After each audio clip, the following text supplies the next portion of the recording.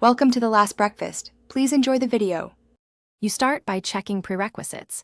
Make sure the Jio TV app is updated and your TV or streaming stick and phone share the same Wi-Fi network. This avoids connectivity drops. Once done, enable casting on your device or open the TV's browser if supported. You'll also need your Google account credentials handy to sign in. This quick setup lets you use Google Search or Chrome to find channels, programming, and subtitles faster, so proceed now without pausing for extra setups. Now connect Google to Jio TV. If you cast, open Chrome on your phone, tap the menu, choose Cast and pick the TV, then load Google.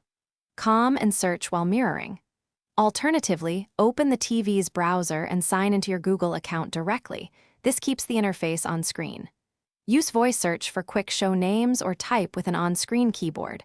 Once you find results, switch back to the Jio TV app to play a stream and use Google to research schedules, subtitles, or related content.